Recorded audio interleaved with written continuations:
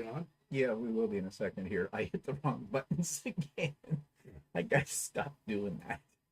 Anyways, yes, there we should be there. Hello, everybody. Can you see and hear us? You got a little screen there of other interesting things. Well, I you know. do realize that as we're beginning to talk, even though we're not on the screen right away, they'll hear all that. That's okay, there. so, I yeah. know that when I hit the other one, but they don't hear it when the timer's on. No, yeah, Because that's why I monitored that. Oh, okay. Yeah. All right, fine. So, anyways, let's see who's here before we have a domestic. All right. Let's say hello to Stephanie is here. Hello, Stephanie, and hello, Laura, and Donna, and Barb, and Teresa. First Sunday in ages, Teresa says that she gets to watch us live. Well, I hope we're bringing a thrill into your life. On it. Walter keeps playing with his shirt. Yeah, he'll explain. It's a tropical shirt. I made 2 of them.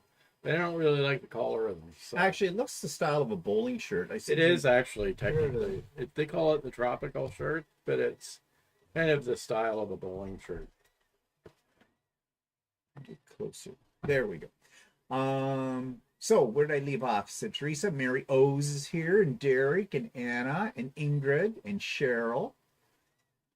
And let me pull down the screen. Suzanne is here. Hello, Suzanne. Em is here. Hi, Em. Marilyn's here. Persida is here. And Stephanie tells us she can see and hear us both. That's good. Marianne is here. Sue Norfleet is here. Yes, it was fun yesterday, wasn't it, Sue? And Jan is here. My favorite shirt's on screen. Yeah, well, Jan, I did. It's just special for you. Shirley is here. Hi, Shirley. Actually, somebody complimented him today on that shirt when we were out. So. Yeah, we were at the Imperfect Food the Broken Food store. Actually, it's called Imperfect Food or something. No, it's called the grocery store now. Oh, is that what they call it? Yeah. It's where they have things that are end of lines and stuff like that. Stuff that's about to expire. I got a 1.5 liter jar of Miracle Whip for $2.99. I love the tangy taste of Miracle Whip. You can never have. Walter's not as fond of it, but I prefer mayonnaise. Mayonnaise has no flavor. That's why I like it. Well, then what's the point of using it? It adds creaminess. No, so does the tangy taste of Miracle Whip. Ingrid, I said hello to Ingrid. Scrunchians, hello Scrunchians. Janet's here. Hi, Janet. Actually, that one might not be too bad because it's not the diet one. Yeah, well, whatever. Karen B is here. Hello, Karen. Sweet Granny is here. Yeah, so anyways, when we were in the store, this lady said, "Oh, I love your shirt." She said, and I said, "Yeah, he made them." And she says, "Oh, do you have a store?" And I said, "Oh, you couldn't afford them. This shirt alone's $150. I think she got, well, I said, "It is handmade, custom. He is my tailor." Yeah. I love doing that. Hi, Patsy. Yeah, so anyways, yeah, no store for that. It wouldn't be fun to make them anymore. Yeah, I know. I wouldn't want to go into production of those. So it's talking about your shirt. So your bowling shirt here, because that's what it reminds me of, the bowling shirt. Actually, technically, they call it the tropical shirt, but actually, technically, it's a bowling shirt. You just need a bowling bag. Yeah, you can, if you put different colors on it, then it becomes a bowling shirt. Barb, I like Miracle Whip on anything because it's that tangy taste. Oh yeah, look at Marianne Kirsch. That's, you either love it or you hate it. You know, there's no in between. Diane is here. She's signing in late. Well, we're gonna whip you. Virtual whip. That's something we should create, a virtual whip and just go to people when they're late. Have to look into that. Anyways, so talking about shirts, Walter has one to show you that he's working on. And Karen says, "I'm sorry I missed yesterday." Well, we're sorry you missed too. Are you going to show it?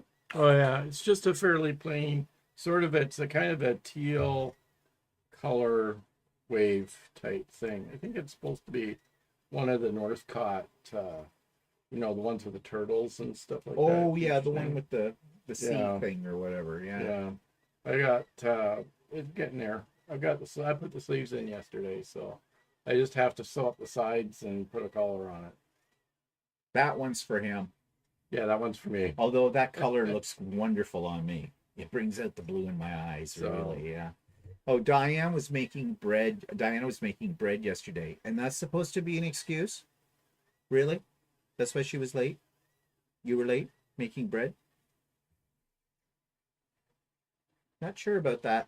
Okay, nah, I'm just kidding you. Tamela is here. Hello, Tamela, and John Smith is here. Just found you guys this week. Love your show. Great, John. Glad you're here. It's always nice to have another gentleman in the crowd, I can tell you. Dana's here. Dana.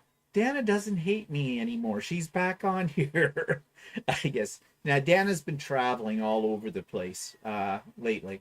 Elsie is here. Okay, that's great. All right, so that's what Walter's been working on. Now, yesterday we did have a pop-up sew day, and all of you that came out for that, we had a great day. We got to see a fabric haul. Stacy Lee, who is not Stacy Lee Creative. Some of you may know, I thought it might have been Stacy Lee Creative. There's a YouTube channel called that, but this was not the same Stacy Lee. This Stacy Lee is a Canadian. She lives, I think, out west. And she had just spent the weekend doing a lot of shop hops, and so she showed us what $1,000 buys in fabric. Of course, you know I still would consider that an amateur by that amount. But so it was kind of fun looking at the stuff she picked up. And for those of you that are into cat fabric, she picked up a lot of cat fabric because she's into it as well. So it was nice to see all of that, and people were working on all kinds of different projects, and we got to see that yesterday too. And I was working on the Quilt from Hell #2. You know, I had a Quilt from Hell back about a year ago. It was a fabric from Northcott, their O Canada line last year. They've come out last few years with the O Canada line, but they add to it every year, it seems, and I love it. And I found a pattern at that point in time that I love too, by Patty's Patchwork. Patty Carey is her name. It was a horribly written pattern. It was so badly written that I had to abandon the pattern, not because I didn't know what I was doing, because her measurements did not add up on it. And I just did the whole thing my own way. And some of you may remember that one. So, you know, I bought this fabric called Healing Waters. It's an indigenous fabric. I really like it. It's got great colors in it, colors I like. And, well, I went looking for a pattern for this fabric when I got it. The only pattern I could find was this one. Let me switch over here and show you what I'm talking about. This was the only pattern I could find that used that fabric specifically. Now, I liked this pattern. I thought it was kind of cool. Yes, there's a lot of flying geese in it, and it's also panels it uses. But I thought it was really quite cool. But then I saw the name, Patty's Patchwork, and I went, oh God, no. Nope, I went through hell with the last pattern I did with her. I'm not doing it. Well, guess what? I could not find anything. So I thought, okay, maybe this one won't be as bad. So I purchased it. And I sat down and I analyzed the pattern. Something I never do. Something you should do, but something I never do. And I went through it and I wrote notes all over it because I found spots in the pattern where I thought this is going to give me a problem. So I thought I was well prepared. I got all my fabric cut. Well, first problem I had was the panels. I have 3 of the panels. The panels look like this. They're sitting up here in the corner, up here in the right-hand corner. That's what the panels look like. And she listed the patterns, or the panels and the fabric to use, and she listed the numbers that come from Northcott. Northcott makes this fabric. All fine and dandy. I get to cutting it and realize, wait, she's using a different panel because this picture down here is not the same picture as this panel up here. That's a wall panel. This is another panel. Yet in her pattern, they both have exactly the same number. And of course, I didn't have that second panel. So I went searching to see what it was really called. Well, okay, to be fair to her, but she's still not getting off this lightly. Both of the panels have the same number and the same suffix, but one panel has an additional number, I-196 or something like that, and the other one has another number, I something or other. So they are two different ones, but she didn't put that into the pattern. So when I was first buying the fabric, I looked at that and thought that I was getting, see, when I looked at this, I thought, well, this part down in here is basically just a part cut out of this one. I didn't look at it that closely to see. Well, trying to get this panel is not easy. I did find one spot in Canada where I could order it, but it was like $18.99 for the panel. And it was about another $18 to have it shipped. So it was going to cost over $30 for one panel. And I went, hell not doing that. Nope. I've got 3 of these other panels that are all the same. I'm just going to substitute.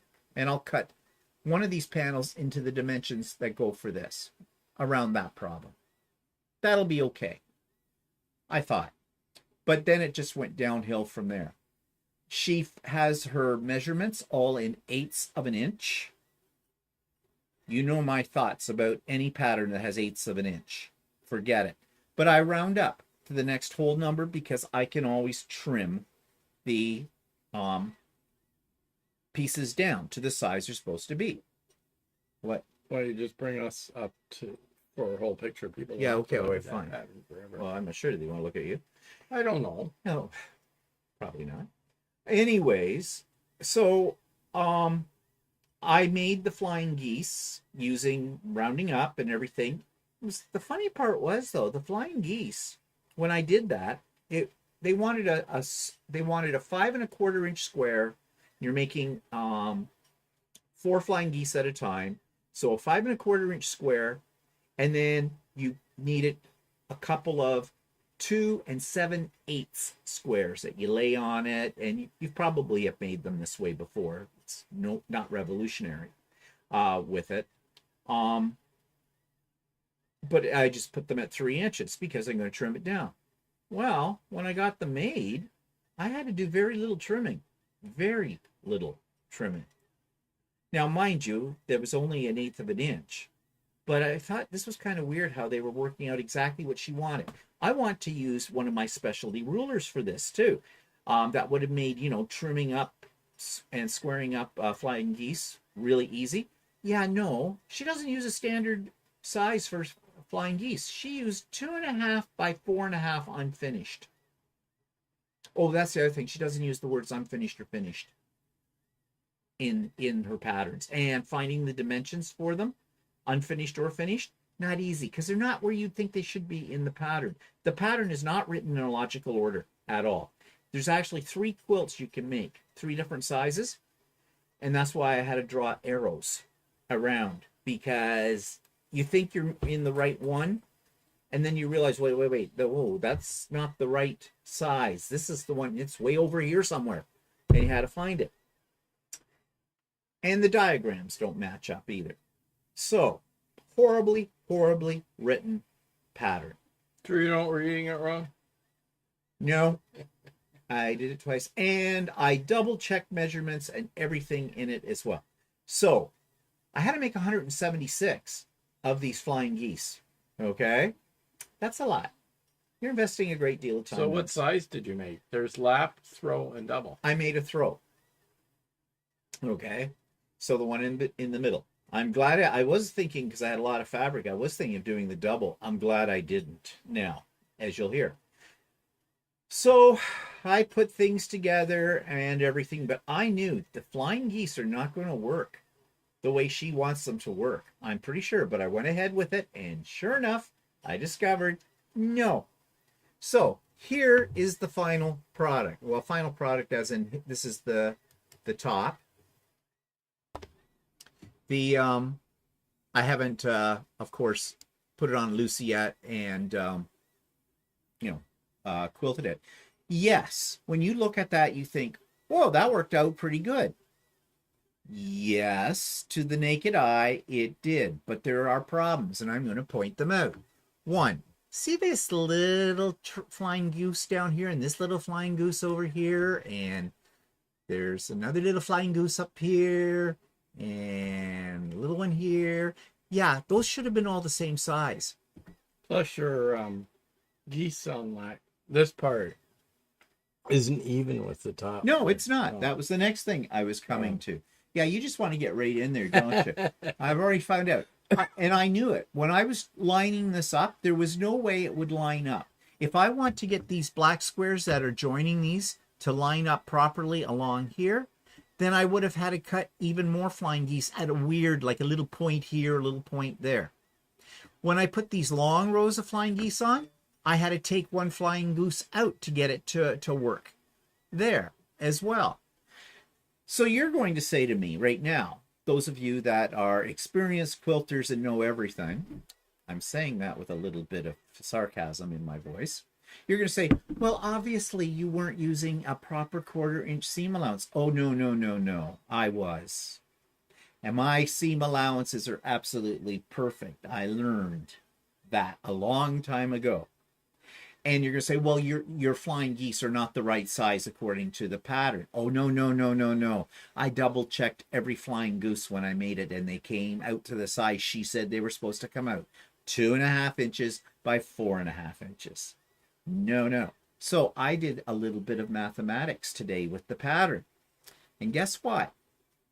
You put this together in columns. So this long column of flying geese is your first one. And then you join it to, you make this column in here that's a little wider with the panel pieces. Then you make another column here of the flying geese. And then this one with the panel, and then the last one with the flying geese, okay? And then you sew the columns all together. All right.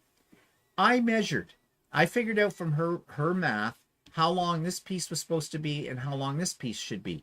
And given that there's coping strips in here, which were hers, and all the measurements that are there, taking into consideration the seam allowance and the whole bit, she is 2 inches short on this piece in comparison to this piece.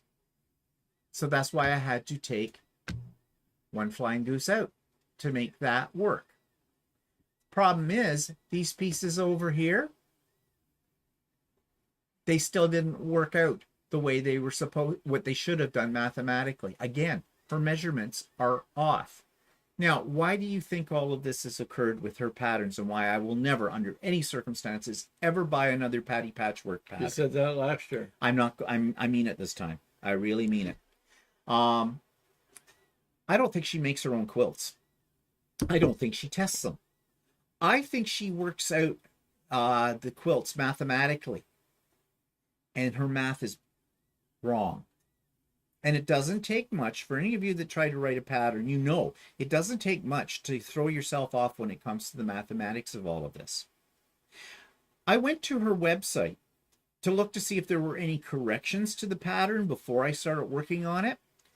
I think every pattern she's ever created is listed there, and they have all kinds of corrections in them. This pattern is not listed there. She says on her web page, yeah, if you find something, an error or something, please let me know so I can update the pattern. Well, then you already know that you're going to have errors. So you're using the people who are buying your pattern as testers. That's not the way to do it. You should hire testers. You should, if you do a pattern, you should get testers to do the pattern for you. Exactly. So now here's something else. Okay, you may think it's me still. It's me. It's me. You make it because you're an idiot quilter. No, it's not me. Not my first rodeo. Okay? And I've done patterns that are a heck of a lot more complicated, or pattern designs a heck of a lot more complicated than this one. So, no. I mentioned this on the first Quilt from Hell a year ago at my local quilt store. I mentioned it to Shirley, the owner of the store. And when she said, well, who designed the pattern? And I said, Patty's Patchwork. And she said to me, oh God, no. She says, I stopped carrying her patterns in the store because customers were coming in and complaining about them. So I'm getting this from a store owner.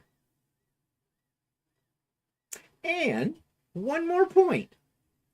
last year when I was working on the first Patty's Patchwork quilt from hell, she put up a series of YouTube videos showing how to put that particular quilt together. Guess what? She changed the pattern. She changed how she did things in it on the video. Totally different from the pattern she had written. So there you go. So yeah, my recommendation is never buy one of her patterns. Okay? And good luck with that. I'm waiting for one of you to write a comment later after you see this and tell me, well, I've done a Patty Patchwork before. I just love her designs and I've never had a fault with them. Nothing else. They're just absolutely perfect. And I say, go to hell on that one. So what are people saying here? It's backing way up.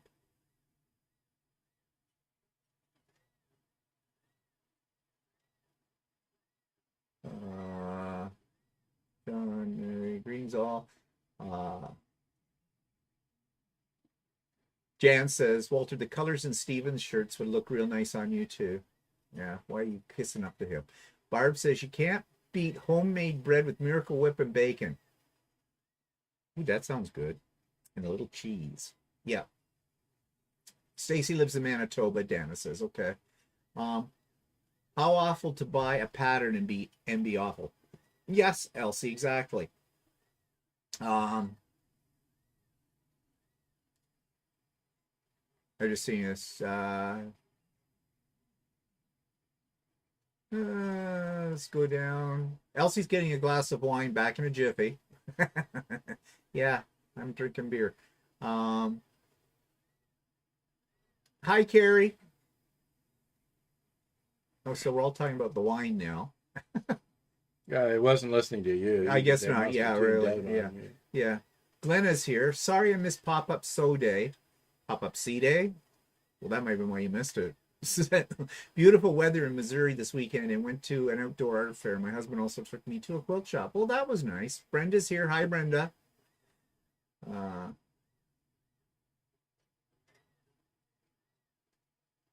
Elsie says, is a little fish going along the big fish? There are no geese there, only fish. Oh, okay. Funny, Elsie. Derek says, despite all the hassle, it's lovely and unique. A great test of your skills. You should be proud that you produced despite the poor quilt instructions, etc. Maybe when I get over the frustration. I'm not over that yet.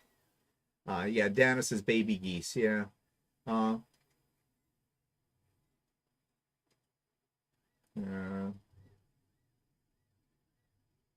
Jan says, I understand your frustration, but that quilt, despite the tick-offs, it's just gorgeous. Give yourself a big pat on the back. Wow.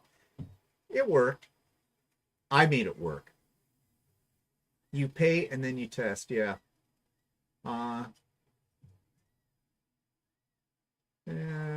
Just trying to catch up here. Yeah, everybody's saying, though, that they think it's a gorgeous quilt. Yeah, it's just got bad memories for me. Kathy says, hi, Kathy. I had the same thing happen on a pattern I did and came to the same conclusion. It was obvious. It was designed on paper but not put together to test it. Yeah. Suzanne says, despite the problem with quilting pattern, you always find ways to be creative. This quilt is stunning and you should be proud of yourself. Well, I wasn't going to waste the fabric. That's for sure. Yeah, Patty Patchwork equals Steven's arch nemesis. Yeah. Oh, Sue says, you're the most entertaining show on TV today. Oh, are we on TV? I didn't know that. So anyways, yeah, that was the frustration with it. Now I've got to find a quilting pattern. I wanted something that has a bit of a native flair, but I don't know if I can find something like that. For quilting pattern for what? Well, tuned out. Well, yeah. Well, okay. So anyways, that's what I worked on all day yesterday, and I put the final borders on it this morning. You can't get Indian feathers? I don't. That probably wouldn't be appropriate. No, that's probably not appropriate. I don't know. So anyways, as I said, we had a good day with the pop-up sew day. Now, just in advance notice, not sure when the next pop-up sew day is going to be, but it's not going to be for a while because in another, 2 weeks, we leave for the East Coast, which also means there will not be a craft and chat in June. If I have another pop-up sew day, it may be when we come back from the East Coast or something like that. We'll see. So sorry about that, but the East Coast kind of interferes with my usual regularly scheduled programming, so to speak. Okay, so one thing I want to talk about before I forget to talk about, and Walter thinks that I should be saying this. You know how you go on people's YouTubes and they always say subscribe, like, and that kind of thing. It really helps them out. I'm going to say that too. There are some of you that come on here, I know, and you're not a subscriber, but you come all the time. So hit the subscribe button, because I'm trying to hit before the end of this year 10,000 subscribers. Okay? That's sort of my goal, but really I don't have much to do with that goal. It comes from you. So if you're somebody that comes here week after week, or if you watch my videos on a regular basis, please hit the subscribe button, because, well, it costs you nothing, but it does do something with the algorithm with YouTube. It kind of moves you up a little bit so other people can find you. I mean, who was it that just came on, John, and said, just discovered us? I've been around for a long time. We've been around for a long time on here. So Yeah, anyways, we're pretty old. Yeah, we're pretty old on here, yeah. Well, I've been doing YouTube since I retired, so I've been retired 11 years. Now, that was an all-idiot quilter, of course. That's not how I started out. I started out doing paper crafts and scrapbooking and stuff like that. But he eventually evolved to what it is today now. But, yeah, just subscribe, hit the like button. All those things help out. Okay, I want to say that before I forgot to say it. So I broke 2 machines this week. Walter will call me an idiot. So I was using my serger. What, you don't remember what I broke? I remember the serger, but I can't remember the other one. Oh no, yeah. That wasn't you breaking it. Well, no. Well, technically I didn't really break the serger. I just broke the blade, because guess what I did? I was surging along merrily and I ran over a pin, and that broke my blade. So my serger's in at Ultimate Sewing getting a new blade put on. But there's more.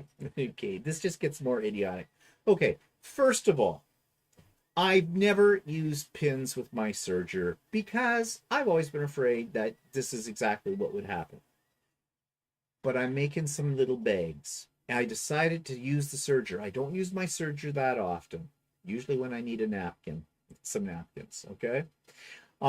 So I'd got the bright idea, because there was handles in these little bags, and to keep them straight, I thought, well, I'll just pin them, but I'll remember that I have a pin in it, and before it gets anywhere near the blade, I'll pull the pin out. Yeah, that was my theory, and then squirrel. Something ran by, and then I heard clunk. I went, oh, crap. Now, the thing is, you would think that it would do something to the pin. It didn't do a thing. The pin was perfectly all right. It's one of those magic pins, and they're pretty thin, right? But it did break off the blade. So off we went to Ultimate Sewing, and I dropped it off, and they still have it, and they're putting a new blade on it. But then, and this was Jan, I will give credit where credit is due.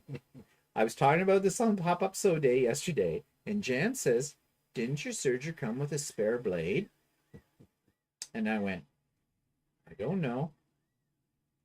Let me look. So I got out the little box that had all the serger parts that came with it, looked in there, and there's a little plastic bag with a spare blade. And I don't think they're too difficult to install. I think it's a question of one screw to do it. So, yeah, I'm an idiot. So now I'll be Yeah, well, we're both idiots, because I have the same serger, and I didn't realize I had a spare blade either. Mm-hmm. So this little sucker will probably cost me a little over $100 or whatever, when I could have fixed it myself, but live and learn. So that was the first thing that went down. And before we go to the second thing, let's take a look what people are saying. Karen says possibly a feather pattern. I was thinking of that, Karen. Quilting with Stephanie says, Stitches says, meeting Stephanie trumps craft and chat. Yeah, it's true, because Stephanie and I will be actually able to meet face to face. We're going to have a fun time in Halifax.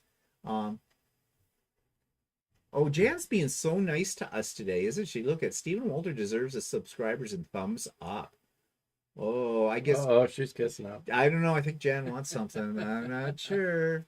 Um, Elsie says no. That's pensive, Steve. Heidi's here. Hi, Heidi.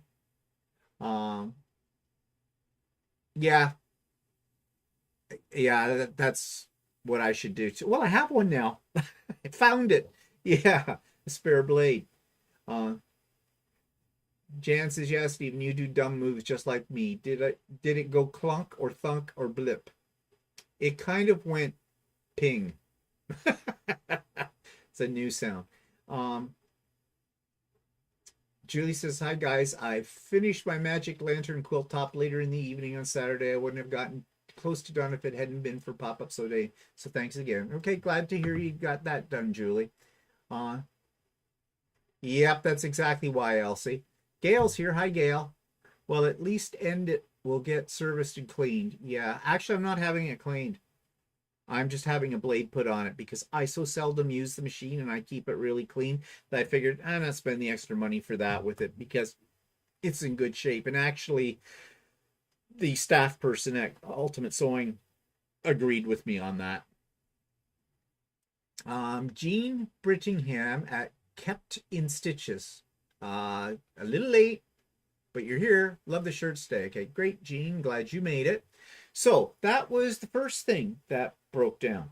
Second thing is my very elaborate and expensive iron that Walter bought me a year and a half ago. You know, my tank iron, my Reliable. That's the name of the company. So the other day, Friday, no, it's Thursday. Thursday, I had it turned on and I was using it, and I'm noticing a smell. I'm trying to figure out where this smell's coming from. It smells like a crayon. And it was melting. so smelly that I was laying in bed and upstairs and I could smell it. So yeah, and it was getting to the point of being a little bit toxic. So I went sniffing around the iron, and it was coming from the iron, but I couldn't figure out why. So I opened up a door and a window to get some cross ventilation in that. And I left the iron on, but I was trying to figure out where the smell was coming from. Was there something on the sole plate? Now, I had just gotten done doing something with some steam-a-seam, and I got a little bit of steam-a-seam on the sole plate. The protective plate. So I cleaned that right off, and I usually clean those off with a magic eraser, Mr. Clean Magic Eraser. I just lay the magic eraser down on my pressing mat, and I just go over it with the iron and give it a little bit of steam, make it a little moist. That cleans anything off really well. Actually, I was reading about those magic erasers. Apparently, they're a very fine grit. Yeah, and they have no chemicals in them. Mm-hmm. So, well, they work really well for cleaning. I've used them many times to clean the bottom of my iron. So, and I thought, no, and there's nothing on the sole plate. Well, I had other sole plates, like brand new ones. So I decided, okay, I took it out, took a new one out of the box, put it on the iron, and checked it out. No, I'm still getting this smell. And I'm sort of sniffing the iron. Okay, one thing you should never do is pick up a hot iron and go like this. Because if your nose touches that, it didn't. But I'm just saying that could be an idiot move, kind of like answering it as a phone. Hello, but so I finally concluded that it was coming from the iron part itself, not the tank, but I couldn't figure out why. And it was working, but you were dying from the fumes. It was really, really strong. So I turned the whole thing down off and pulled out one of my old irons and kind of a thing. And Walter pulled up the original bill of sale for it, and I contacted Reliable, and they're just in Toronto. One of their centers is there. And I got a really nice guy on the phone. He said, yep, well, he said, if you want to bring it in, he said, and we can take a look at it. Now, he told me, though, it was like $65 for the inspection to determine the problem. And then it was $125 an hour labor, and then whatever parts you may need for it. But if you decide, if they decide there was definitely something wrong with it and they were going to fix it, they will credit whatever your final bill is on the repair, that $65. And he said if I wanted to ship it to them, he would send me a one-way shipping thing, which I'm not sure what that meant, whether I was paying the shipping or whatever. And this is a heavy iron. Like I thought, whoa, this is going to cost a small fortune, even though it's not that far from us where this place is. It's about, what, an hour away? Yeah, more Or like less? 40 or 50 minutes. Yeah, it's not that far or difficult to get to. So I texted him or emailed him back and I said, is it okay? Can we just bring it in to you? And oh yeah, sure, that's not a problem. Gave me directions and everything for how to get to their place and whatnot. So off we went on Friday morning around lunchtime, and we went and we took it in. So they took it right there, and I told them what the problem was and everything. And they took it to the back, heated it up, and the guy came out 20 minutes later and he says, I've got it heated up. He says, and I've taken it apart. I've looked inside the boiler and I've looked inside the iron, and he says, I can't find anything wrong with it.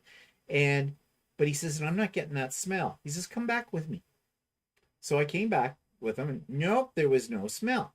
Don't know why. But he said he did notice, he says, one of the cables that goes into the iron that I think is basically a tube for the water to go through, and it has a protector. He says it's fraying a little down at the bottom. He says, I don't know if that would cause the problem or not, but he says, you can get the part and fix it yourself, or we can do it here or whatever. And I said to him, well, I'm going to leave it. I'll let you fix it. And he says, we'll flush it all out anyways. But he says, there's nothing in there. Like I had cleaned it about 2 months ago by their recommended standards of how to do that. And you are using the water that you Yes. recommended, which is half distilled and half regular. Yeah. So it was a mystery still. So I said, well, no, I'll leave it. And, whatever needs to be done to it, do it. And he said, unless there's something here that isn't associated with the iron, that is associated with the iron, like it's near something or something like that. but we checked all of Yeah, that. I know that, but I mean, it's weird that they're not getting the smell and you're getting the smell here. I don't know. It's a mystery. So he said he was going to leave it on for a longer period of time to see if that smell came again. So I don't know. We'll see. But yeah, so that was the second thing that broke this week. And then my embroidery machine was sounding a little rough. And I said to Walter, well, I think it may be time for me to take the embroidery machine in and have it, cleaned and serviced and everything, because it sounded a little rough. I said to him, it probably needs oiling. Now, there is one spot you can get at an oil, just like on your sewing machine. And I oil it regularly with that. But there's other points in this that are covered up by the casing. But Walter has taken his apart before and actually done the oiling on it. Actually, the manual that you get with it actually tells you where to oil it. And there isn't that many spots there. There's only one spot that's difficult to get to. But the rest of the spots are pretty easy to get to oil them. So last night after Steve went to bed, I went downstairs and oiled all the spots that were supposed to be oiled. So elves do exist, because I got up this morning because I said to Walter yesterday, well, maybe tomorrow, meaning today, we can pull the sucker apart and do some oiling on it and all that. Well, I find a little note stuck to it saying, yeah, I went down, I oiled it all last night with it all. So I went, oh, okay, that's nice. And yep, purrs like a kitten right now. But you said one of the wicks that... Yeah, there's there's a little door at the top of the machine that you pull off, and there's a wick in there. Almost like a candle wick that's up there, and it was dry as a bone. So yeah. So I oiled that, and then you take the cover off where the needle goes up and down, and there's about 3 spots in there that need to be oiled, and that's for where the presser foot bobs up and down, that spindle, plus the needle spindle that goes up and down. and plus the arm that holds the where the thread goes through the thing with the Yeah. crooked thing with the little eye in it. Yeah. It where it goes up and down, that has to be oiled. And then underneath it's a tricky spot to get to is the needle cutter has to be oiled. And then there's another thread cutter. Sorry, needle cutter. Thread cutter. Don't go there. The had a needle cutter on the serger. Yeah. Then there's another spot underneath. There's another little door, and there's a bushing in there that must be attached to the mechanics or whatever. And it's got a felt pad around it, and the felt pad has to be oiled. And then at the bar on the machine that makes the embroidery hoop go back and forth, you take the cover of the bar off, and there's a little felt bushing there that needs to be oiled. And then there's another spot where the track where the bar goes back and forth for the embroidery hoop. And there's a little spot in there that needs to be oiled. So there are a lot of spots that need oil on it. But now it's just purring like a kitten. So that's good to know. I didn't even know about this little door on the top. You showed it to me this morning. Didn't know there was such a thing. So I'm going to make sure that... Actually, I checked mine upstairs, my embroidery machine. That little wick is well oiled on that one. Oh, so it must have... I oiled mine quite a while ago. Well, you don't use your machine as much as I use don't. mine. So, but anyways, so what we've always said before, keep your machines clean, keep them well lubed as well. But boy, there's a lot on an embroidery machine for lubing. So anyways, that has saved me a trip to have it serviced. I know. Like, I mean, if you have to take it in to be serviced, you mean you're out without your machine for a few days till you get that back. So it's nice to be able to do that sort of thing on the fly at home. So yeah. The more you know how to look after the machines, and really keeping the embroidery machine is easier to keep it clean on the inside than it is on the sewing machine, because basically doesn't seem to be as many guts in that area, because I can look right down inside of it and I can get my brush right down in, and actually this is the second time we've oiled this machine. But like I did mine first, so I sort of knew how to do it. So oh, Jan, you just stop it. Did you read your manual? Did you? I don't know. The last time you oiled. Jeez, Jan, got your embroidery machine back yet? Yeah. Backing up, Spielmaker says, you're both my favorite idiots on YouTube. Well, that's nice to know, I guess. Thank you. Hey, who says I'm an idiot? You're the idiot. Oh, you do idiot things. You just don't owe up to it. I just admit it, because I know I'm going to be called an idiot anyway, so I might as well. Somebody says, Barbara says, does smell coming from the outlet in the wall? Yeah. No, we don't think so, but I mean, it is something to check. But it's not an electrical burn smell. It does actually kind of smell like that to me, but. What, electrical burn? Well, actually, it smells like your what do you call it? Your 3D printers. It's not the printers. No, okay, maybe it's pushed against one of your thimbles up there, and. No, it wasn't. Well, I don't know. I checked all that stuff. We will have to if he gets it back. When he gets it back and plugs it in, and we're getting the smell again, we're going to have to do some major hunting. Yeah, well, I already did some major hunting, but anyways, no one would believe me if I told them that I did all the hunting, because I'm an idiot and I probably missed something. Yeah.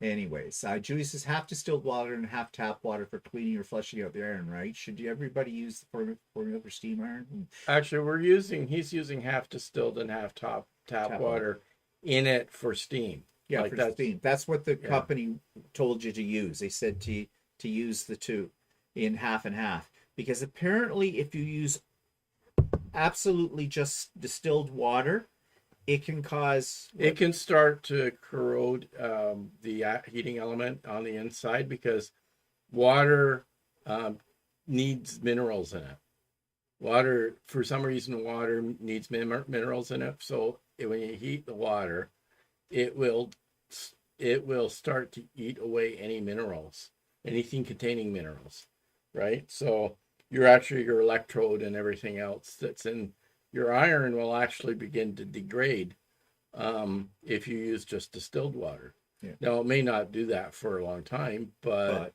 yeah. But what these irons cost, I mean, this is a $600 iron. So yeah. Now for cleaning it, they recommend a solution of, I think it was 1 part vinegar to 4 parts of water, and to put that in and let it sit, bring it up to temperature, and then turn it off, and then drain it out and flush it out with clean water again a couple of times. And I've done that. And the guy looked inside and he says it's clean. There's no deposits or anything in there. So yes, I did. I look after my things. that thing about the distilled water, using distilled water, you can look it up on YouTube. You just put in using distilled water in your iron or something, and you'll get articles about why it's not a good idea to do that. Yeah. Well, now this is the point when someone's going to say here, I never put any water in my iron because that's what really bugs them. That bungs them up all the time. It just, that steam just doesn't work. I don't know. I've heard that, times. but I like steam. So yeah, like, and I say I just use an iron without steam at all. I get one of the cheaper ones, and it just does it fine. I just spritz my fabric with a little bit of, mist it with a little bit of water, and it just works. Save me that comment. You know how many times I've heard that? You know, I mean, I use most of the time. I've got 2 irons, one that's corded, and one that's not. I have a Panasonic cordless, which heats up, and then you use it, but it will lose heat if you have it off the stand for a long time. But I use the steam in it all the time. I've had that iron. No, I don't use it as often as Steve uses his, but I've had that iron for 3 or 4 years now. And if it dies, I'll just buy another one. Yeah. They're $100. So, I mean, I have to admit, there's something to be said for a cheapo iron. When it dies, you just, you spent $30 at Walmart on an iron if it does the job, and then when it goes, you buy another $30 iron or something like that. But the thing I like about this one by Reliable is it's a tank iron. It holds 2.2 liters of water in it, so I'm not running around and filling it up. And I remember now why I didn't like my Olicio, because I pulled the old Olicio out, which I'm using right now. Yeah, it holds such a small amount of water that I'm constantly filling it back up. I mean, I leave my iron on all day when I'm using it. Okay, when I'm doing, now there's no shut off on the Reliable, like some irons after 10 minutes or 15 minutes or whatever will shut down. The Olicio will do that too. It will after half an hour, but it's a half hour with it. Whereas my Panasonic corded iron, it shuts down after 8 minutes, which is annoying. Yeah, and even my cordless one does that too. So but I just discovered this morning why I haven't been using the Olicio, or what, the other one, because it's blowing crap out of it. When I was ironing a piece of it's fabric, probably because after it's been sitting around for a long time, and it'll corrode inside. Well, it blew out some crap, but luckily it was not on anything important. But actually, if this iron's been sitting for a long time, and you just put water in it, you should actually do it on a piece of test. Yeah, probably. But actually, I was using it all day yesterday on the quilt from Hell number 2. Didn't have any problem like that. It was just this morning, for some reason, just a little bit. It came off, but it did blow it out. So what are people saying here? Jan knew about the wick. Behind the handle now. You're lying, Jan. I know you are. Ron's here. Hi, Ron. And Ron, you're so dreamy. Walter. I don't know, maybe I should get Ron a t-shirt, and then when we meet up with Ron in Halifax, I'll put, Ron thinks Walter's so dreamy. The dreamy crowd. Yeah. Julie says, thanks for the info about the distilled water. Did not know any of that. Yeah. Yeah, $600 for an iron. Yeah, but it's an industrial iron. It's one that dry cleaners use. Yeah, it's actually a dry cleaner's iron. So. Yeah, so that's why you can buy cheaper or less expensive irons from Reliable. I spent a year before that. I spent over $400 for an Olicio tank iron, right? And it blew up after a year. It wasn't Alicio, it was a Or not Rowenta. Alyssa, sorry, A Rowenta. and it tank blew iron. up after And it a blew year. up after a Right year. after, just as the warranty So wore out. paying a couple $100 more for an industrial iron, and especially now that we've had the thing where we went in to get it fixed, it's great that they have a service center. I mean, I mean, it's not cheap to get it fixed, but at least there's an option for you to have it looked at. Whereas the Rowenta, it was hit and miss where you could take it. So. Yeah. And I have to say, they were very nice, the people that worked there, and very efficient. Very accommodating, very organized. I was very impressed by all of that. Like they looked up, they asked what his phone number was. So he gave them the phone number. And so they looked it up and said, oh, we don't have a record of that. That's because my phone number was in there. Because Walter... Because I actually purchased it. He bought... So. Yeah, I said, actually, Walter is the one that bought the iron. She said, oh, okay. She says, well, I'll just update that and put your stuff in and everything like that. But very efficient in there. So I was impressed by that. They were very reliable. Yeah. Just looking here. Scrunchian says, I've never put water in my iron and use a spritz of water. Hee. Okay. I said I didn't want to hear these comments, but you're doing it, aren't you? Yeah, you're just doing it. Yeah, but if it works for you, it works for you. Yeah, we were just stating that we like to use steam. So yeah. And Diana says, why would they make steam irons if they cannot put water in them? Yeah, that's what my theory is too, Diana. Why do they make these things? Because people want them. Yeah, I guess. But maybe they make them this way because they know they're going to burn out quick and they make, built-in obsolescence. I don't know with that kind of thing. Angel's here. Hi, Angel. Why do people care if you use water or not? I mean, mind your own iron. Well, Angel, you could have opened up a real can of worms there because, believe me, it's a sensitive topic when it comes to, it's right up there with, I know. Do you wash your fabric before you make a quilt or not? There's all kinds of controversy for that. Jan says, I never put water in my iron. I just buy cheap irons and never have any problems. I mean, gosh, don't you know? You're just doing that, Jan, you little shit. Patsy says your owner's manual should say what type of water you need to use. Yes, and in this particular iron that Steve has, and that does. It does say that you should use, it says either use tap water or use a combination of both, distilled and tap. And it said never put just plain distilled in. Now, Julie says, do you not use sizing products on your fabric if you're using steam? I don't. Okay. Another controversial issue. I know there are people on here right now, i.e. Stephanie, as well, who swear by Acorn Precision Pressing Solution. I have some of that. And I know that many of you use that all the time, or you use a starch or best press or something like that. I seldom use any of those products unless I have a seam that just will not lay down in the way I want it to lay down. Then I will use the Acorn because it's great for that kind of thing.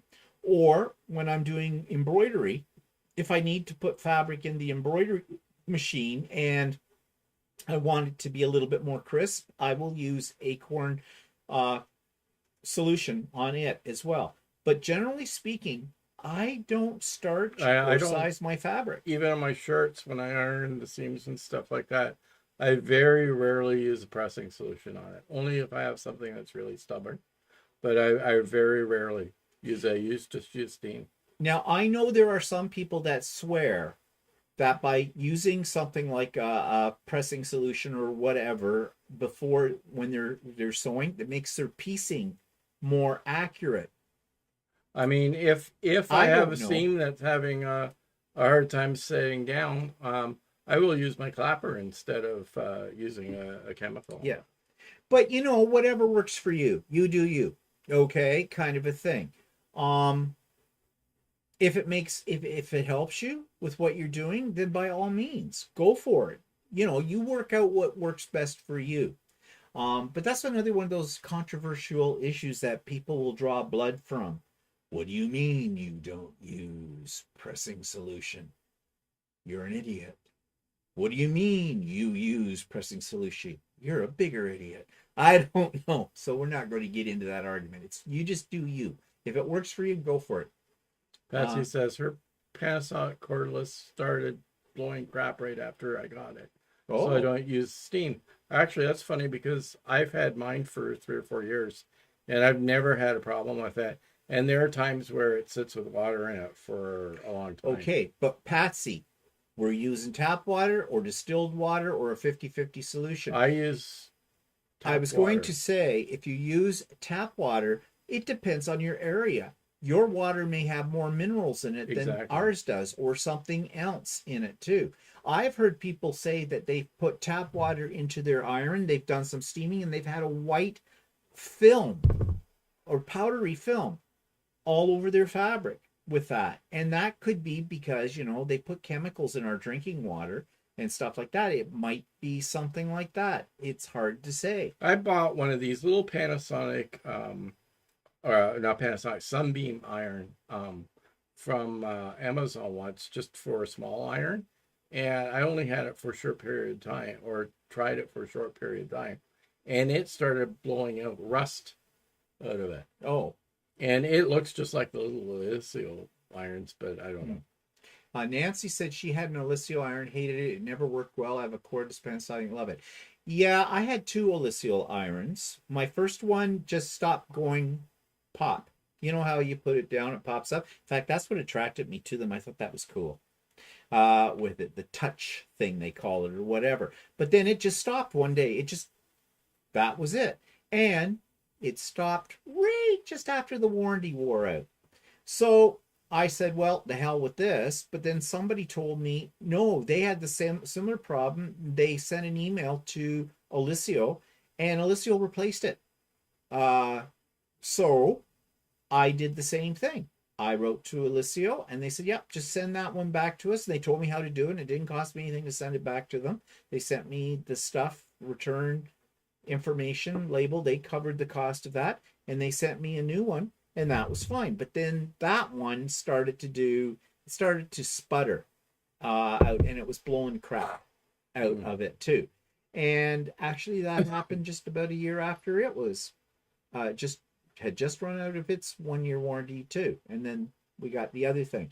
So yeah, I'm not impressed. And Alicio came out with this little mini iron. Well, lots of people love it, but it doesn't have the little touch thing. So you have to put it on a silicone pad if you want to lay it flat down, and you'll burn your bloody knuckles off when you hold the handle. It gets it really, really hot. They had one at the local quilt store, and I used it during one of the classes because I was really thinking about purchasing one of those because it's a nice size and the whole bit. And nope, want to keep my fingers from getting burned. So they're still selling them though.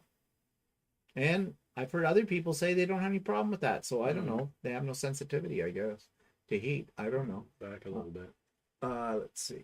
Back it up.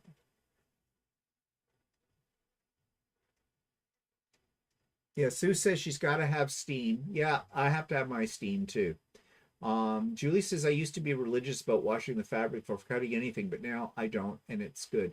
Well, on quality brand name quilting cotton, you don't really need to pre-wash it. It will not shrink in most cases. I always pre-wash my stuff for when I make a short even quilting with even using quilting cotton, because it will shrink a tiny bit, and that causes a problem with the button bands. No. But when you're making a quilt, it's not enough. At least I haven't found it. But again, you do you. Whatever works best for you, whatever makes you comfortable. Angel says quilting is not for the sensitive. Yeah, exactly. Oh, Stephanie says, my name is Stephanie and I'm an acorn addict. I know you are. Actually, I was using it yesterday on the flying geese strips just to keep them, in alignment, because they were long, like 21 flying geese in a strip. So I thought, yeah, acorn's good for that. It is a good product. I love acorn. I have it by the gallon. So yeah, but I don't use it as much as some people would use it, Stephanie. Jan says to Stephanie, do you identify as an Acorn girl? She could be the poster girl for Acorn, I'm sure. Elsa says sizing. It depends on the fabric. Yep. Can an iron be too hot to press your material? Yes. Depends on what kind of material you're Well, using. For quilting cotton, I don't think so. Well, usually you have it at the highest for quilting cotton. Yeah, I would anyways. imagine if you got... Well, if you left it sitting there and walked away an hour later, you'd probably have a Quilting cotton burn. is pretty forgiving as to how hot it is. But when you're doing garment clothing, you got to be careful on the stretchy fabrics and stuff like that, because you can actually melt it. So you got to be careful with that. Well, if you got anything with polyester in it, you're going to melt it. I have some other fabric that is actually like the exterior of the coat that I was fooling around with, and you have to put it on a very low setting for that. You can actually melt it. So Patsy follows the manufacturer's recommendations about the water for Panasonic cordless. Yeah. Well, okay. Well, that's all I do. I just do tap water in ours, but I know that our city tap water is actually not very hard. Yeah. Right. It's a hard water, but it's not very hard. And the reason I know that is we have a hot tub, and when I first got the hot tub, I used to test the water all the time for hardness. And our tap water is not that hard. So yeah. But if you've got hard water, you are going to have more minerals in it, and that could cause some havoc with an iron. I mean, even if they say, use tap water. Yeah. Right. There are some instances where your tap water might be really, really hard, and it's then you might consider using, even though the manufacturer says use tap water, it could cause you problems with other appliances too, like kettles and things like that. Things like that. They could get gummed up really quickly. So coffee makers, whatever, all that kind of stuff. Angel says, I will use something if I have a batik that has that crazy hard crease in it. You all know the crease I'm talking about. Laugh out loud. Yeah, actually that crease that you have on a bolt of fabric. Yeah, you get they have it folded in half with quilting cotton. I always have to iron out that crease. Yeah, well, batiks will have a crease if they've been folded up in the whole bit, and I will use Acorn on those because that gets it right out. With very little effort with that. So yeah, I'll use it for things like that. Marianne says, someone once told me that serious quilters need to have a serious iron. So I got an Alicio, which I hate. Yeah. Alicio.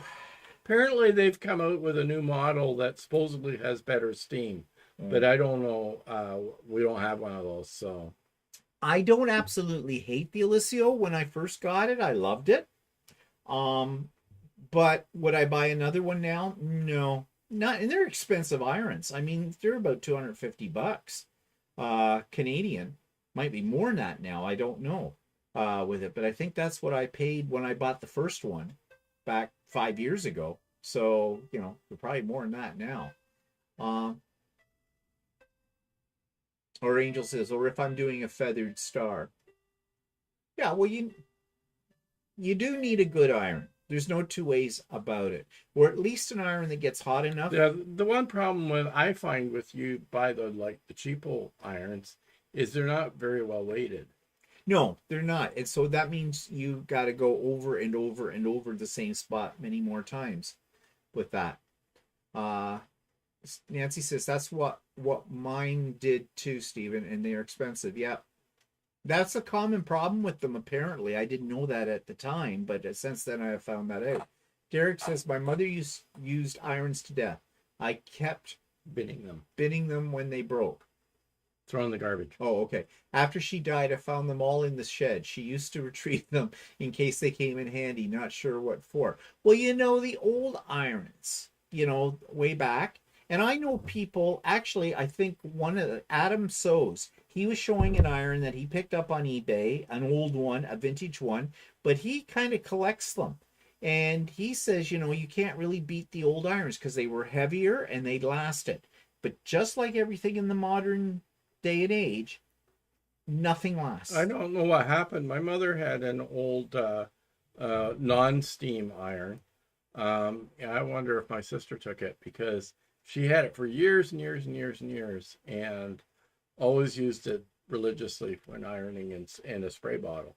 And it has a really nice heavy iron. But apparently, well, up until a while ago, you could buy a one that didn't use steam, that didn't have the holes in it, because actually the holes are a pain in the butt if you're adhering interfacing to clothing and that, because or if you want to clean your sole plate on your iron with all the holes in it, and you use one of those creams, don't. You'll be picking cream out of your holes. Okay, that sounds bad. You'll be picking the cream out of the holes in the iron until the cows come home. Don't use it. Ask me how I know. Well, don't put cream in your holes. You can't avoid it. Anyway, so you smooth it all over. But then apparently they were poor. These other ones, ones that were replicas of older irons that didn't have steam, apparently they didn't last. They just were like a replica, but they wouldn't last. Well, there you go. Stephanie says irons are hit or miss. I've had my Alicio Pro for 8 years, no problem. But the Alicio Mini died in a couple of months. Yeah. And you'll hear this. People will say, I've had this iron. I bought it for $20. Yeah, like apparently Rowenta used to have a really good reputation with their irons. Yeah. And they lasted for years and years and years and years. And people, I have read online that people bought newer models and they don't last any length of time. So I don't know if that's true, but I have heard people complaining about that. Yeah, Christine says sometimes sewists do things a certain way because they like the results or just saw it done that way by others. We don't often realize there are other ways. That's what I like about this discussion. That's true. There are other ways, but sometimes we get set in our ways. And like I said, you do you.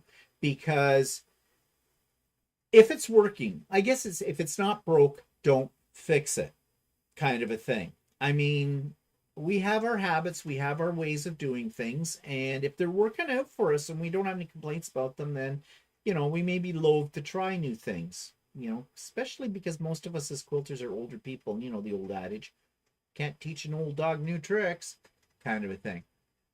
Shelly says she agrees the Alicio Mini iron gets too hot. For garments, Shelly says, I always machine wash and dry the fabric first. Then no surprise to have to put all the work in to make it. Well, you do that too. Yeah. And she's owned a couple of steam generator irons and used them hard for 10 years each. I haven't found a suitable replacement. They leak and drip. Yeah, well, I haven't been through that yet. Well, except with the Rowenta. And Sue says, my Rowenta lasted 17 years. Something else has come close to working that good. Well, that's what Walter said. They used to have a really great reputation.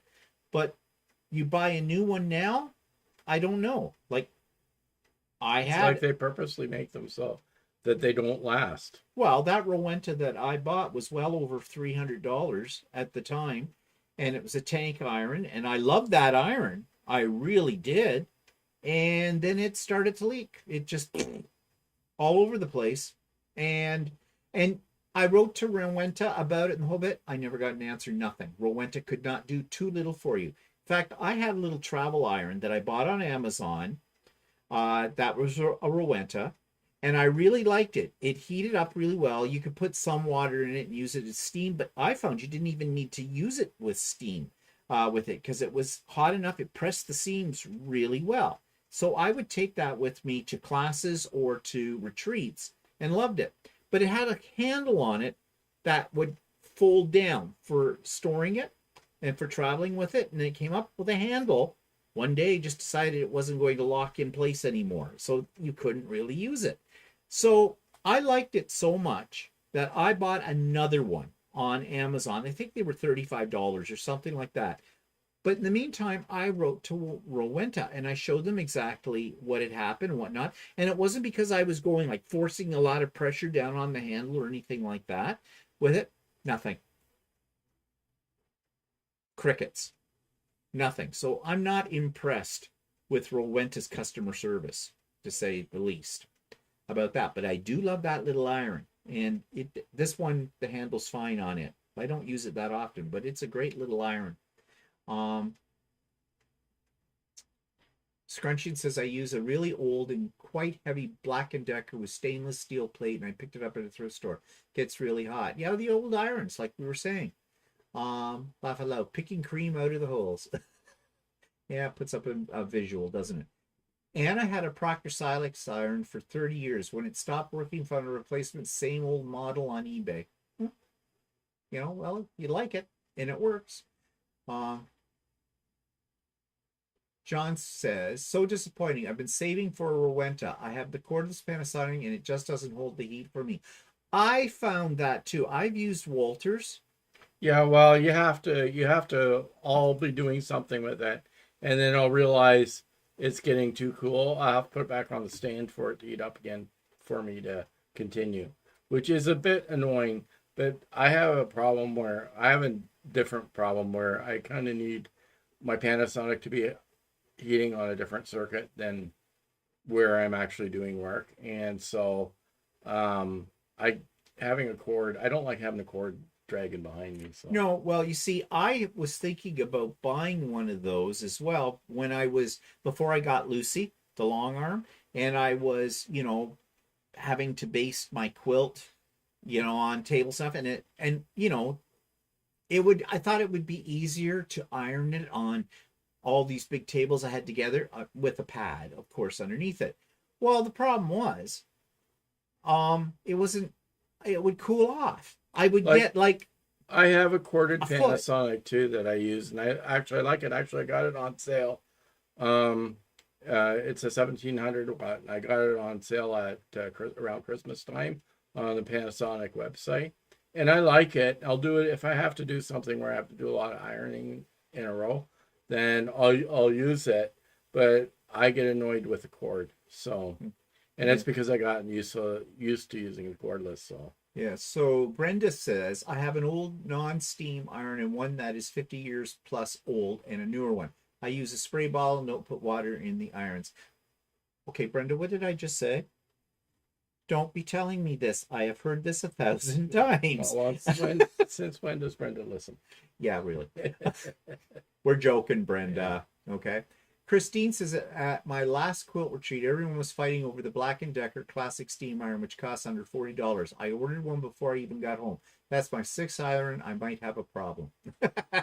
You might. Sue says, my old Rowenta was made in Germany, now in China. Think that's the answer. Yeah, maybe. And Tamela says, depends on what model Rowenta iron. Some are made in Germany, some are made in China. Okay. Yeah, well, I think nowadays it doesn't matter what type of appliance you buy. They're built so they only last a certain amount of time because they want you to buy another one. Well, that's same with refrigerators and stoves and everything else. It used to be they lasted for years and years and years. Now they don't last. They last a certain amount of time and they die. Yeah. Well, Shelley also says, same for me, which Rowenta. My friend and I bought our Rowenta steam tank irons to a retreat, brought them to a retreat. Same model, both stopped working within 24 hours. Planned obsolescence? I think so. Computer chip. Yeah, like I think these manufacturers now don't want their appliances to last 17 years because you won't go buy another one. Yeah. But anyways, so they're using cheaper quality stuff. They're actually have figured out a way to make it so that they don't last. Yeah. But anyways, I think we've exhausted the whole discussion about irons, which was not the point of today, but that's okay. We went off onto a tangent. Yeah, well, we often do. But anyways, Stephanie's trying to change the topic. Oh, you're so subtle, Stephanie. Not started any FPP. Yeah, Walter, have you started any FPP? No, I haven't. I haven't found the one that I really kind of want to do. So, no. No, the answer. Now, here's the real question that needs to be asked: will he ever? Nah, it's probably not. Who knows? I have other things on my mind, and then I don't get around to it. Yeah, but whatever. So, what else? Plus, it's summer. I've got things to do outside. Yeah, right. Okay. Okay, as I said last week, I'd already started planning the fall retreat. I have got 2 guest speakers already lined up. I'm not going to say who they are right now. I'm working on the 3rd one. She knows who she is. I'm expecting an email soon. And yeah, and I've tentatively the date. This could change, so don't put it down as gospel truth. But I'm looking at October the 21st, which is a Saturday, of course. That's I think October the 21st is a Saturday. Well, it's a Saturday. It's either October 20th or 21st. I think it's the 21st. That's when I'm thinking of doing it. But like I said, nothing's written in stone yet. I have to get other things in place. But I'll be making a firm announcement about that come tail end of the summer. So lots of time. But just so you know, you want to plan around that kind of thing. Okay. Well, we had a friend over for his birthday. Would have been nice. The other night for dinner. And what? You got this. No, okay, fine. I don't know. Your eyebrows went down your eyes, like, Okay, I don't care. like Go a ahead. Muppet. Yeah. Whatever. So Yeah. that was okay. Yeah, I don't know why we do nice things for people. But anyways, enough about that. Okay. Been getting a lot of medical advice lately from everybody. Okay, and if you watched So Chatty the other day, we went through a lot of comments that have come up, and I had mentioned the fact that I have a sore arm here, which right now it's fine. I can do this, I can do that, and that doesn't hurt. But it seems to hurt at night for some reason, and I think I did it about 2 months ago, opening a Cheese Whiz jar, or maybe it was Miracle Whip, I don't know which, on it, and I. Like that. And then I kind of heard pop, and it was in the jar. I went, oh, that hurt. Wonder what that was. But, it's not broken. It's not dislocated. I don't know. But anyways, it may take a long time. But sometimes at night, it throbs a little bit. So I have taken an Aleve, but I have found out amazing things about Aleve and Tylenol and all those kind of things. Apparently, Aleve will not work unless you take it on a regular basis, like about 5 or 6 nights in a row. You should only take 1 Aleve every 12 hours because it can be very hard on your kidneys. Tylenol isn't hard on your kidneys because it goes through your liver. So if your liver's in good shape, then it should be all right. I don't want to take any pills. So what I do is occasionally I will pop a gummy. A special gummy. You know what I mean? Well, it's legal here in Canada, so it's okay. And that just helps me sleep. Now, somebody wrote today that, no, they tried that once and it made them too hyper. Wrong strain. There are different strains of marijuana, okay? There are some that will, and that's when you want to eat the munchies and everything. And then there's the ones that we have, which just basically just kind of help you relax and bring upon sleep with it. And these particular ones we have are delicious as well, and we can't get them anymore.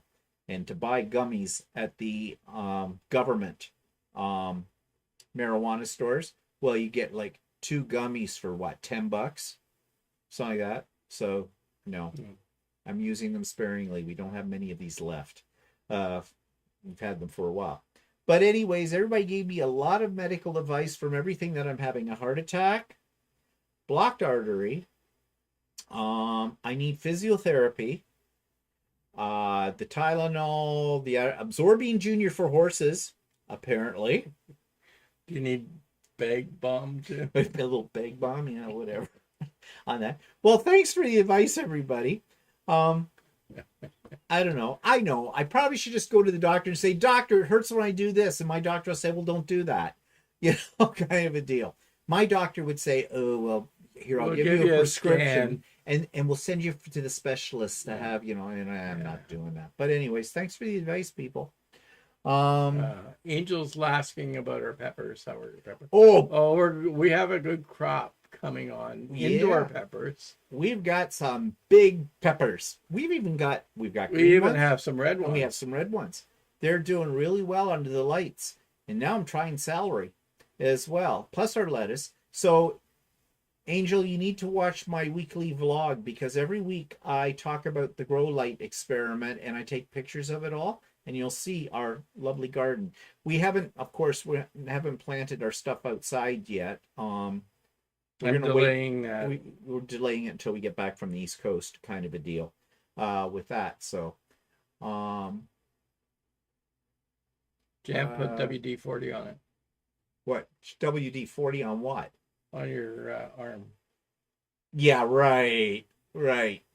Um, Somebody's asking if I ever thought of having a sewing class, shirt class. No thanks. Yeah. No, I'm not a teacher. Oh, turmeric will help with strains and inflammation. It'll also turn you yellow. Or is that saffron? No, turmeric's yellow too, isn't it? Yeah. Um, I had something similar, Shelley says. Time and rest help the most. Yeah, I'm trying not to lift anything too heavy with this arm. Yeah, we've harvested some tomatoes. Yep. Somebody says, have you harvested any tomatoes? Yeah, we have. Yep. They're a weird variety of tomatoes. They're kind of a green-red, but they're actually ripe. Yeah. They're kind of a weird variety. Oh, by the way, I put out a package of seeds over there. They're the ones that almost came from. That's what I bought from Amazon. The Chinese seeds. I don't know. Barb has torn tendons in her rotator cuff in March. Got a cortisone shot, but it still hurts. At least I can lift my arm now. I will not go to a cortisone shot. My brother used to get cortisone shots and my father for their knees and the whole bit. And they had nothing but problems with the cortisone shots. My arm isn't that bad. It's usually at night sometimes, just sleeping. Of course, you know, the other thing is I woke up two mornings ago and I think I've got, I don't know if I have a sty or whatever in my eye. I'm falling apart. So Walter has his stuff. What's I sometimes get what they call a chalazion or whatever, and it's a blocked duct around my eyelashes, and it forms like a pimple on my eyelid. And so I have this stuff that the eye physician suggested I use when I get that, called Sustain, and they're little packets. They're moist toilettes, but they're got a high sterilized type soap in it, right? And you wash your eyelids with them on a regular basis, and it helps unclog the glands that are clogged, right? So Steve uses one without asking me, right? And he thinks it's just a wipe. Well, what you do is you got to suds it up inside, and then you wash your eye with it, and then you got to rinse it. Well, what's he do? He wipes it, but he doesn't rinse it. I just thought. So meanwhile, you're walking around with soap on it, so you're getting soap in your eye. Well, I don't know. Well, He's an idiot. Actually, it wasn't very soapy. Yeah, because I didn't squish it around the back. Apparently, that's what you're supposed to do. But it's okay. It could have been worse because I didn't have my glasses on in the bathroom for this. And so, like, I need the glasses for close up, not for distance, because I had, you know, cataracts and they put my lenses in my eyes. But I need these for close up. Well, I noticed there was a little packet sitting on top of the box of these Sustain on the counter. And I thought, oh, well, he must have some of them out because he uses them on a fairly regular basis. And so I picked it up and I was going to rip it open, but then I looked at it and went, oh, it's Polident. Don't think I want to put that because Walter has a mouth guard that he doesn't use, and the Polident's too. It's not because he can take his teeth out. But anyways, yeah, okay. So I'm an idiot. Do you need any more to confirm this? I mean, you know, but anyways, I don't know. It's a little, my eye's not really sore, but it feels like there's something right down here. I don't know with it, but maybe I'll try one of those things and do it the right way. Next, I'm falling apart. I'm telling you, I'm going to be 66 years old in July. I'm falling apart. You know, you wake up in the middle of the night, you get out of bed to get a drink of water and you hear plop. And you know it's a limb on the floor. It just dropped off. And Jan says, maybe Walter's thumping you in the arm and you don't know it. Oh, tell me about this. He does. But it's not my arm. It's usually my head. He's got this thing lately in the last couple of months where for some reason he's asleep and his arm is up like this. And then it comes down, boom, on my head. And I usually wake up when I hear him shifting and I see the arm going up and I go, oh no, he's going to be mean to me. And I crawl over to the one edge of the bed and cower because he's going to hit me with it. He claims he doesn't realize he's doing that. I'm not awake. Yeah, That's why my hand hurts probably in the morning. Angel says, never open a random pack in the bathroom. Yeah, it's like that old joke. Someone goes and squeezes out toothpaste and realizes it's Vagisil or something like that. I think that was in a movie once. Well, you put cortisone cream on your toothbrush once by accident. Oh, I did do that. I forgot about that. I just reached for the tube without it was. Well, what was the cortisone cream doing on my side of the sink? Well, so really, it wasn't my fault. It was your fault. Yeah. You put it there. Yeah, right. God, your teeth's really white though. No, actually, I didn't actually get it in my mouth. I don't know why. I guess I must have Probably smelt it. It must have been the smell. I think that must have been. I went. Didn't smell minty. Doesn't smell minty fresh. Whatever. So it was the long weekend here in Canada, the May 2-4 weekend, which is traditionally the weekend when the unofficial start of summer. I know my sister and my brother-in-law were going up to his family's cottage to get the water going. I guess, I guess they shut it off in the winter because it's not a winterized cottage kind of a thing. And I know a lot of people are putting their boats in the water and doing things like that. We didn't do anything. In fact, I forgot it was even a long weekend when I first planned the pop-up sew day for it. And I guess you Americans are having a long weekend in 2 weekends time, Memorial Day. So, I think it might be next weekend. I'm not sure. Someone said yesterday on pop-up sew day it's always the last weekend in May. Oh, okay. I think. So I don't know. Someone here can correct me because I'm sure you know when it is.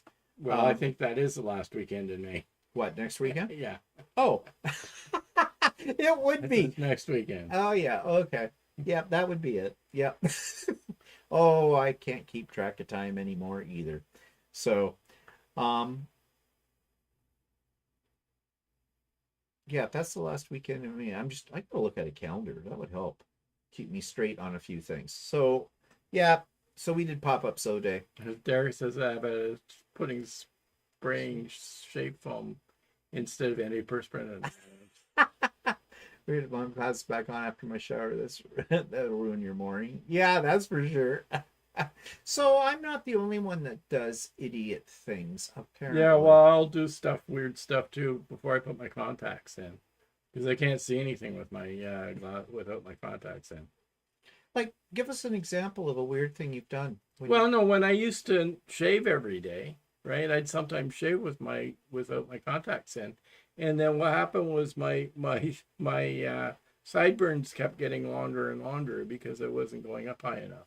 Oh, okay. Wow. Whatever. So yeah, there were a few comments too.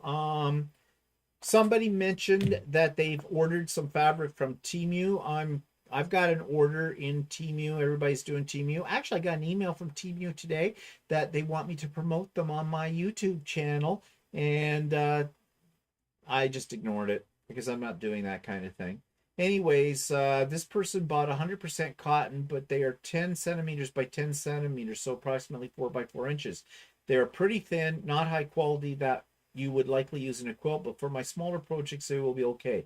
But I don't think I will order fabric again through them, unless I see or hear that there's a certain one that has better quality. Yeah, I ordered some fabric, $3.98 for 50 squares. I know it's going to be crap, but I did it on purpose, just to have some fun with that. Somebody else was mentioning about when we were talking about people testing their patterns, said K Facet designs quilts but doesn't sew. Yes, I know that. He doesn't sew. He has other people actually sew his quilts. And Legit Kits has paid people to test their patterns. Yeah, and I was listening to Shannon from Sleigh Arts this morning on her live, and she was working on a legit kit. And she's been a tester for one of their kits as well. And she was talking about what they go through. So, yeah, now that's a company that knows what they're doing. They're not patty patchwork. Oh, and here's the one about the gummies. She said, I tried CBD with something for pain in my lower back. Never again. It was like I was drunk and I have trouble walking. That made it like I was drunk. So yeah, you got to be careful which strain of marijuana you use. Believe me, I had one New Year's somebody Eve. says a friend of theirs got really bad styes in her eyes, and the ophthalmologist said to use regular Johnson's baby shampoo and wash her eyes out every day. No more tears. Yeah. So yeah, soap and water will work too. I have these medicated pads that I use. If I feel one coming on, I'll use it. I don't use it on a regular basis because actually they're not particularly cheap. So yeah, my luck would be I'd just grab a regular bottle of shampoo and go, my eyes are hurting. Whatever. Well, he has a problem. He has some sort of allergy because the last few times he's been to see an eye doctor and they dilate his eyes to stuff they use to dilate his eyes. Then I get huge bags. For about 4 days, I'm running around with these really huge bags under my eyes, like with it all. And then the first time that ever happened, they said, "Oh, do you want to come back in and take a look?" I came back in, and the receptionist goes, "Oh my God, what happened to you?" I know he looks deformed. Holy shit! And I says, "Well, this would be you who did this to me, your company." So they said, "Well, take a antihistamine." Take a hysterectomy. That called me in the morning. I don't think that's the same thing. No, okay, I think it's time to say goodbye because I'm getting punchy now. Whatever. But anyways, okay, well, it is time for us to go, people. So thanks for joining us, and we'll see you next week for more hilarity and stupid moves and idiot things that you can make fun of me. Fun. Never mind, you know what I mean. Anyways, have a good long weekend next weekend, and have a good week, and we'll see everybody next time. Say goodbye, Walter.